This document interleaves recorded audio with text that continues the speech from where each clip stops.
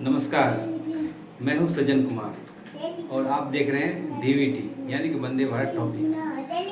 पिछले एपिसोड में हमने बात किया था इन्फ्लेशन यानी महंगाई के बारे में हमने थोड़ा बहुत बात किया था। तो उसमें हमने मिडिल क्लास का जो वो बीच वाले हैं जो सिटी में टीयर 2 टीयर 1 सिटी में जॉब करते हैं, जो प्राइवेट सेक्टर की तरफ मूव करते हैं, उनके बारे में हमने बात किया था थोड़ा बहुत। तो उनके समस्याओं के बारे में ही बात कर रहे हैं, क्योंकि सबसे ज़्यादा प्रॉब्लम उन्हीं पे हो रहा है। मिडिल क्लास वाले जो प्राइवेट सेक्टर की तरफ मूव कर रहे हैं, जो बड़े शहरों में जाते हैं अपने फैमिली और सब वहाँ पे जो गुजर बसर करते हैं, वो उसके बारे में बात करते हैं कि उनको समस्याएं क्या क्या आती है। तो एक तो है कि वो लोन और क्रेडिट कार्ड के जाल में तो फंसते ही है, क्योंकि क्या है उनके पास इमरजेंसी कुछ फंड नहीं होता है तो लोन तो लेना ही पड़ता है। तो लोन तो ठीक है, बैंक से लोन लेते हैं तो 10-12% इंटरेस्ट रेट में उसको लोन मिल जाता है।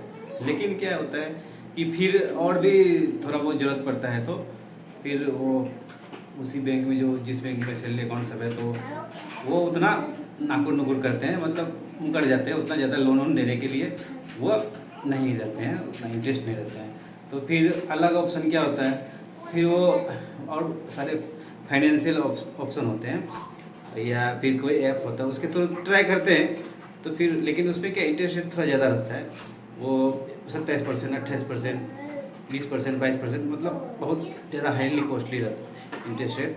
लेकिन क्या है, मजबूरी है तो लेना ही पड़ता है, फिर वो लेते हैं। और जो हमने बात किया था जो क्रेडिट कार्ड तो बैंक वाले कैसे आपको ट्रैप में फंसाते हैं कि पहले तो बोलेंगे सर कुछ उसमें चार्ज तो कुछ है नहीं, आप रखो यूज करो, इसमें आपको इतना बैलेंस मिलता है जितना 50,000 जो सैलरी के हिसाब से रहता है, बैलेंस अच्छा खासा मिल जाता है। तो मतलब आप यूज करो, नहीं यूज करोगे तो आपको कोई उसमें कोई एनुअली फ़ी नहीं है, फ्री है। तो वो जॉब करने वाले वो लोग भी सोचते हैं कि ठीक है भाई, कभी मतलब ऐसा ज़रूरत पड़ा तो यूज करेंगे, नहीं तो चलेगा, ऐसा नहीं लेके रख ही लेते हैं। क्योंकि तो बार वो कॉल आता है तो वो सोचते हैं कि ठीक है, थोड़ा उनको भी लगता है कि सही बात है, कभी इमरजेंसी पड़ गया तो अचानक से कुछ मिलता नहीं है, लोन या कुछ या फिर कुछ अलग से हेल्प, ठीक है चलता है।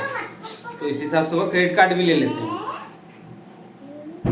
क्रेडिट कार्ड लेने के बाद क्या होता है कि फिर वही कि मैंने पिछले बार भी बताया था कि उसमें जो है वो बैंक वाले आपको नोटिस करते रहते हैं कि ये फंसा नहीं फंसा बंदा, पैसा दे रहा है, इसका मतलब रीपेमेंट कर रहा है टाइम पे। तो फिर देखता है कि हाँ ये बंदा फंसने लगा, फिर आपको एक ऑफ़र करता है कि सर आपका सब सिविल स्कोर अच्छा है, आपका जो क्रेडिट स्कोर भी अच्छा है, तो मैं आपको क्रेडिट लिमिट बढ़ा देता हूँ। तो क्या है, आपको ज़्यादा यूज करना हो तो आप यूज कर सकते हैं। तो फिर उनको भी लगता है ठीक है, क्रेडिट लिमिट बढ़ जाए तो ठीक है, तो उस हिसाब से वो क्रेडिट लिमिट भी बढ़ जाता है एक तरह से। तो फिर वो ठीक है, लेकिन क्या है फिर धीरे धीरे हमेशा समय तक ऐसा नहीं रहता है, तो कभी उनको इमरजेंसी पड़ता है या कुछ खरीदना रहता है तो उस हिसाब से वो उसको भी यूज़ करते हैं। फिर धीरे धीरे लोन का बोझ और सब ईएमआई का इतना हो जाता है कि अब उनको थोड़ा मुश्किल होने लगता है लोन चुकाने में। तो इसमें क्या रहता है, एक तो प्रॉब्लम आती है जो ईएमआई रहता है, जैसे आपने बैंक के थ्रू लिया तो ठीक है, बैंक अगर आपका बाउंस हुआ तो बैंक ही चार्ज आपको पेनल्टी चार्ज लगाएगा, वो 500-1000 रुपये के बीच में कुछ ऐसा होता है कम से कम। लेकिन जो आपने किसी अदर नॉन फाइनेंशियल से लिया है अदर और ऐप के थ्रू लिया है तो उसमें क्या रहता है, पेनल्टी चार्ज तो 500-1000 रुपये मनमानी काटेगा ही काटेगा, और जिस बैंक से आपने लोन लिया वो भी काटेगा। तो वो भी एक तरह से समस्या है उसके पास, मतलब समस्या उनका बढ़ते ही जा रहा है धीरे धीरे।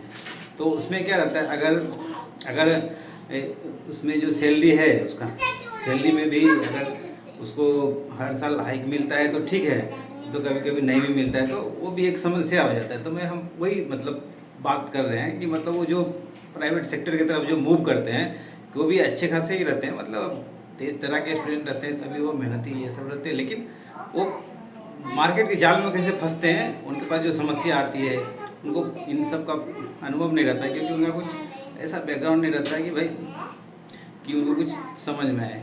तो इस तरह से वो धीरे धीरे फंसते जाते हैं। तो उनसे निपटने के लिए कोशिश तो बहुत करते हैं, लेकिन बहुत टाइम लगता है। तो ये सब समस्या है, तो हमको थोड़ा मतलब जो है उनको थोड़ा सोचना पड़ेगा। तो ये जितना हो सके क्रेडिट कार्ड सबको अवॉइड करें।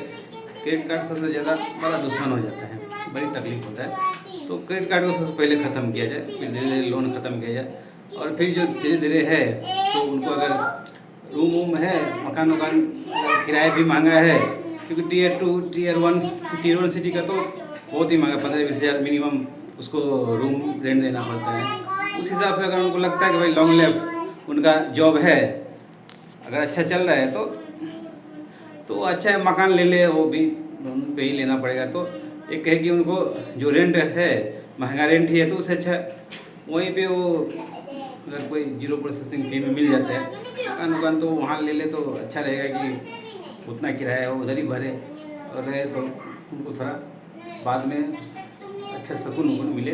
तो ये सब है, तो ये सब समस्याएं तो होती है, लेकिन अब उसमें क्या करते हैं, बैंकिंग सेक्टर तो वो तो कमाने के लिए बैठा है, बाकी और सब मार्केट तो सब कमाने के लिए बैठा है। और ये जो करने वाले हैं उनको उतना कुछ आइडिया नहीं रहता है। शुरू में तो बहुत जोश रहता है, लेकिन जब धीरे धीरे फंसते जाते हैं तो उनको पता चलता है मार्केट का जाल क्या है।